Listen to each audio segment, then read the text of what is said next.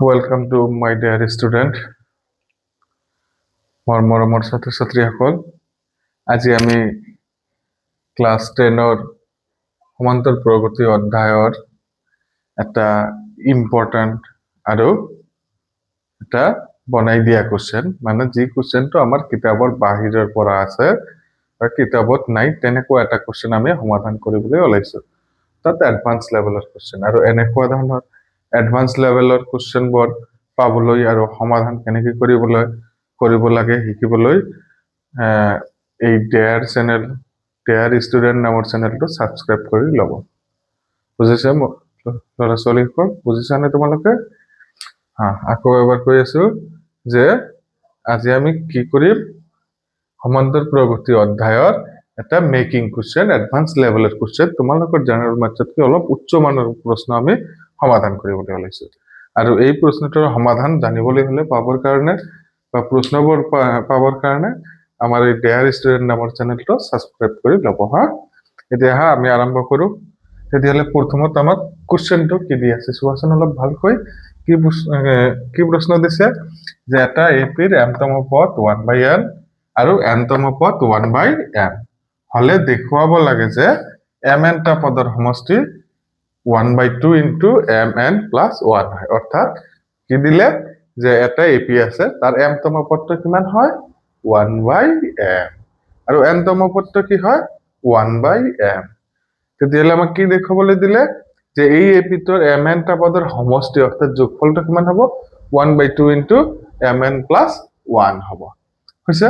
গতিকে আমি সমাধান কৰোঁ। প্ৰথমত আমাক কি দিয়া আছে লিখি লিবাচোন। গিভেন কি গিভেন বা কি দিয়া আছে আমাক দিয়া আছে কি এটা এপিৰ mতম পদটো হল 1/n, অর্থাৎ am ইকুয়াল টু 1/n, হয় না? m মানে কি mতম পদ। এতিয়া mতম পদ উলিওৱাৰ ফৰ্মুলাটো নিশ্চয় জানা তোমালোকে। কি হ'ব ফৰ্মুলাটো? যে a plus m minus 1 into t, এইটো ইকুয়াল টু কি থাকিল 1/n, এটার নাম হয়ে গেল 1। একেদরে আমাক আরো একটা বস্তু দিয়ে আছে। কি বস্তু দিয়ে আছে এবার? nতম পদ 1/n, nতম পদ অর্থাৎ n কিমান 1/n। n এর ফর্মুলা কি হয় a plus n minus 1 into d equal to কি 1/m, এটার নাম দিল 2। বুঝিছ নিশ্চয় এটা? কারণ আমি জানো nতম পদের formula hall a plus n minus 1 into d, সেই কারণে a এর ঠাইতে n এর ফর্মুলা বহাই দিছো, am এর ঠাইত a plus m minus 1 into d।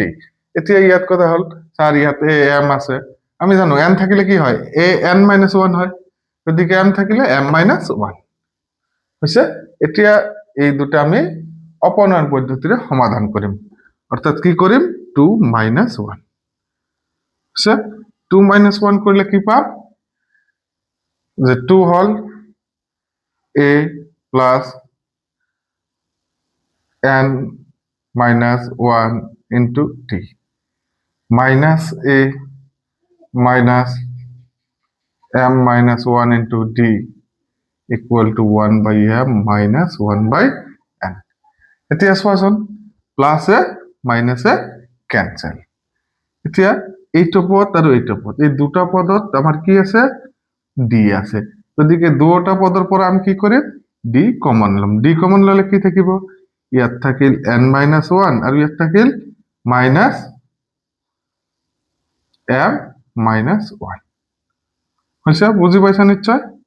Equal to এফালে m মাইনাস n অর্থাৎ এলসিএম লম mn, তেতিয়াহলে অপৰত আহিব n মাইনাস m। চোৱাচোন এতিয়া এই ব্র্যাকেটটো উঠাই দিয়াচোন, কি হয় n minus 1 minus m plus 1, কি থাকিল এইফালে n minus m by m by n, গতিকে প্লাস 1 মাইনাস 1 ক্যান্সেল। কি থাকিব আমার t into n minus m equal to n minus m by m m n। কি কৰিম এইফালৰ n মাইনাস m এইফালৰ n মাইনাস m কটা, গতিকে কি থাকিল d ইকুয়াল টু 1/mn হৈছে। বুজি পাইছা নিশ্চয় এইখিনি? চোৱা আকৌ কি কৰিছো প্ৰথমতে আমাক দিয়া আছিল am ইকুৱেল টু 1/n ইয়াৰ পৰা am ৰ ফৰ্মুলা লিখিছো am ৰ ফৰ্মুলা কি হয় a plus m minus 1 into d equal to 1/n clear এইখিনি এতিয়া আৰু কি দি আছিল n তম পদ 1/m গতিকে an equal to 1/m n ৰ ফৰ্মুলা কি a plus n minus 1 into d equal to কি আছে 1/m আছে এতিয়া আমি কি কৰিছো এই দুটা অপনয়ন পদ্ধতিৰে সমাধান কৰিম গতিকে কি কৰিছো 2 minus 1 অৰ্থাৎ প্ৰথমত 2 টো লিখিছো এইটো a plus এইটো লিখি দিছো a plus n minus 1 into d তাৰপিছত মাইনাস আছে মাইনাস কৰিম গতিকে মাইনাস চিহ্নেৰে ইয়াত থকা সকলোবোৰক পূৰণ কৰি দিছো এটা প্লাস আছে গতিকে প্লাস মাইনাস মাইনাস এটা প্লাস আছে গতিকে plus minus minus m minus 1 into d আৰু এইফালে 2 নম্বৰত আছে 1/m minus 1/n এতিয়া প্লাস এ মাইনাস ক্যান্সেল এই দুটা পদৰ পৰা কি কমন d নে কি কমন লৈছো দুটা পদৰ পৰা d কমন লোৱাৰ ফলত আমাৰ ইয়াত কি থাকিল d into d কমন লৈছো ইয়াত থাকিছে n minus 1 আৰু ইয়াত থাকিল minus m minus 1 তে এই ব্র্যাকেটটো উঠাই দিলে কি পাম minus m plus 1 গতিকে minus 1 plus 1 ক্যান্সেল কি থাকিল n minus m এইফালেও কি আছে লসাগু লৈছো এইফালে mn এর লসাগু কিমান হয় mn হয় তে m এর এইটাক ভাগ করলে n পাম n এর 1 ক পূরণ করলে n পাম আকৌ n এর mn ক ভাগ করলে m পাম m এর 1 ক পূরণ করলে m পাম হইছে গতিকে আমার ওপৰত হল n minus m তলত হইছে m n তে এইফালেও n minus m এইফালেও n minus m এইটো এইফালে d ৰ লগত পূৰণত আছে এইফালে গলে কি হ'ব হৰণ তে যদি হৰণ হয় ওপৰত n minus m তলত n minus n কি কৰিম ক্যান্সেল কৰি দিম কাটি দিম এই কাৰণে আগতে কাটি দিছো কাটি দিয়াৰ ফলত কি থাকিল d ইকুৱেল টু 1/m এতিয়া আকৌ চোৱা কি কৰা যায় যে d মান একত বহাই পাও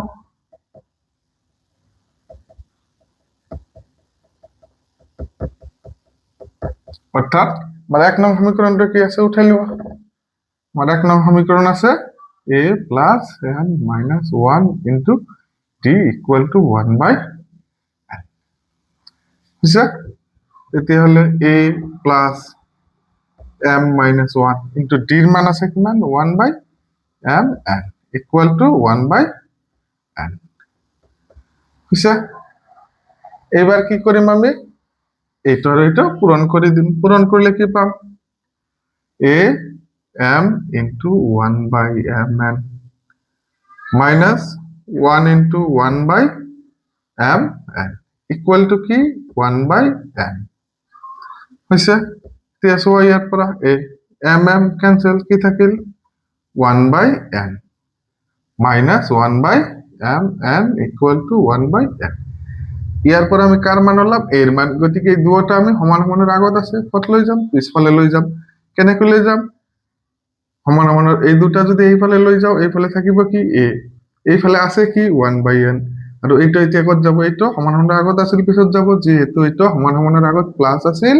গতিকে সমান সমানৰ পিছত গলে কি হ'ব মাইনাস 1/n এটা সমান সমানৰ আগত মাইনাস আছিল সমান সমানৰ পিছত গলে প্লাস হ'ব plus 1/m into n plus 1/n minus 1/n cancel অর্থাৎ আমি a equal to কি পালো 1/mn তার মানে আমি ইয়াত d equal to কি পাইছো 1/mn আৰু a equal to কিমান পালো 1/mn নে মৰমৰ ছাত্ৰ ছাত্ৰীহঁত এইখিনি লৈকে বুজি পাইছা নিশ্চয় এতিয়া আৰু অলপ আছে কাৰণ আমাক দেখাবলৈ দিছে কি এই এপিটৰ mn টা পদৰ সমষ্টি 1/2 into mn plus 1 হয় হইছে গতিকে আকৌ আবার প্রথমত আমাক দিয়া আছিল m টা পদৰ সমষ্টি 1/n গতিকে m equal to 1/n ইয়াৰ পৰা m ৰ formula a plus n minus 1 into d equal to 1/n ঠিক একেদৰে কি দিয়া আছিল n তম পদ 1/m অর্থাৎ n equal to 1/m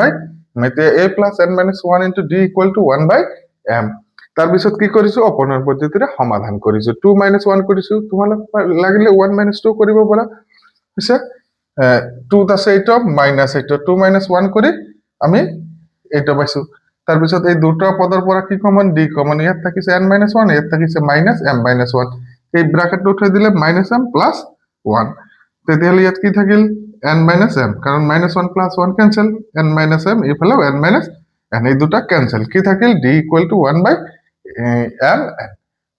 এতিয়া কি কৰিলো, d ৰ মান কত বহাই দিছো, একত বহাই দিছো। এক কি আছিল a + m - 1 * d = 1/n, ইয়াত d ৰ মান বহাই দিছো 1/m n। এতিয়া এইটোৰ এইটো পূৰণ কৰিছো, m * 1/m n, এইটো মাইনাস হৈছে -1/m * n, তেতিয়াহ'লে এইটো m m ক্যান্সেল, তেতিয়াহ'লে থাকিল 1/n - 1/m n = 1/n। এতিয়া কি কৰিছো, এৰ মান অলপ ইয়াক এইফালে ৰাখিছো, বাকি দুটা এইফালে লৈ গৈছো। এইটো এইফালে প্লাস আছিল, এইফালে আহি মাইনাস, এইটো মাইনাস আছে, এইফালে আহি প্লাস, এটা হল plus 1/n minus 1/n plus 1/n minus 1/n কিমান হয় 0 নে 0 মানে কটা কাটি দিছো, কি থাকিল 1/m n। এইখিনি বুজিছা নিশ্চয় তোমালোকে। এতিয়া আহা আমি ইয়াৰ পিছৰ পাঠখিনি আৰম্ভ কৰিম। বুজিছে, তেতিয়াহ'লে আমি কাৰ কাৰ মান পালো, ইয়াত a এৰ পাইছো 1/m n আৰু d এৰ পালো 1/m n।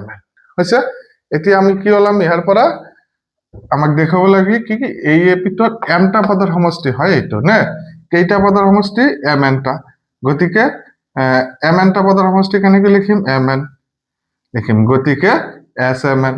তে mটা পদৰ সমষ্টিৰ ফৰ্মুলা কি হ'ব, mn টা পদৰ সমষ্টিৰ formula mn/2 into 2a plus mn - 1 into কি পাম, d পাম নে।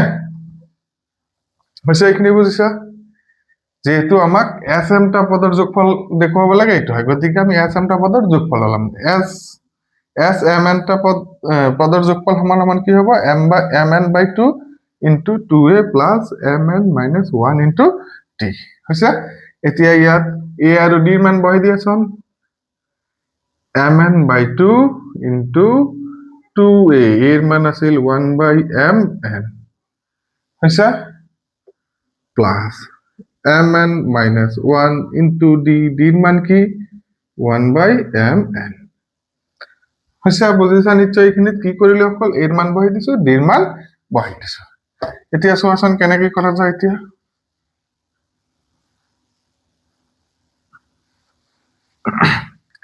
এতিয়া কি কৰিম, যে এই দুটা পদতে চোৱা 1/m n আছিলে, অৰ্থাৎ দুটা পদৰ পৰা আমি কি কমন লম, 1/m n টো কমন লম। গতিকে আমার প্রথমত আছিল mn/2, কমন লৈছো আমি 1/m n।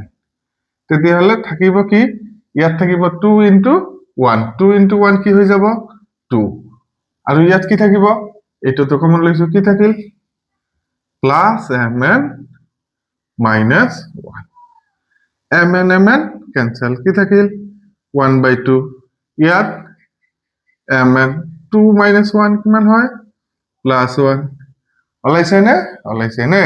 গতিকে আমি লিখিম, গতিকে এপিটৰ mn টা পদৰ সমষ্টি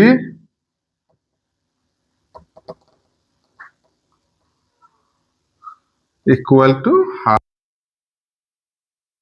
প্লাস 1। বুজিছা মোৰ মৰমৰ ছাত্ৰ ছাত্ৰীসকল। তেতিয়াহ'লে আকৌ এবাৰ চোৱা কেনেকে কৰিব লাগে, প্ৰথমৰ পৰা কৈ আছো।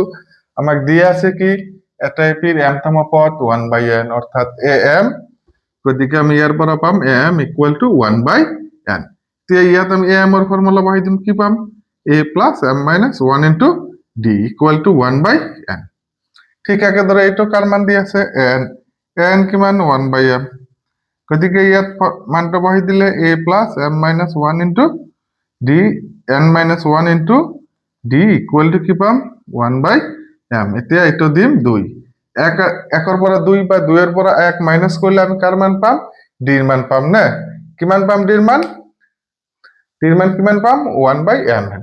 আকৌ এই d এর মানটো 1 নং সমীকৰণত বহাই দিছো, বহাই দিয়াৰ পিছত d এৰ মানৰ সৈতে এইটক পূৰণ কৰি দিছো, দুটাক পূৰণ কৰাৰ পিছত ইয়াত যি আছে লিখিছো 1/n minus 1/m n equal to 1/n।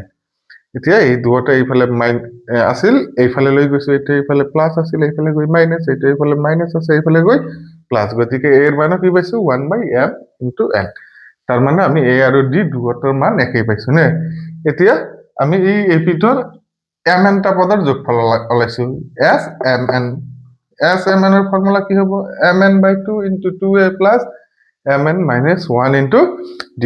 আৰু ইয়াৰ পৰা এৰ মান আৰু ডিৰ মান বহাই দিছো দিয়াৰ পিছত দুয়োটা পদৰ পৰা কি কমন যায় 1/mn কমন লৈছো থাকিল কি 2 + mn - 1 অৰ্থাৎ হাফ ইনটু mn + 1 এইটোই কি গতিকে এপিটোৰ mn টা পদৰ সমষ্টি কিমান 1/2 বুজিছানে মোৰ মৰমৰ ছাত্ৰ ছাত্ৰীসকল মই আশা কৰো নিশ্চয় বুজিছা আৰু এনেকুৱা ধৰণৰ এডভান্স লেভেলৰ কিতাপত নথকা মেকিং কুৱেশ্যনবোৰ পাবলৈ আৰু কেনেকৈ কৰিব লাগে তাৰ বাবে জানিবলৈ আমাৰ এই চেনেলখন সাবস্ক্ৰাইব কৰি ল'ব হা বুজিছা কি কৰিবা আমাৰ এই চেনেলখন সাবস্ক্ৰাইব কৰি ল'বা এটা হা ভালদৰে বুজিবা অংকবোৰ সহজে আছে হা থ্যাংক ইউ স্টুডেন্টস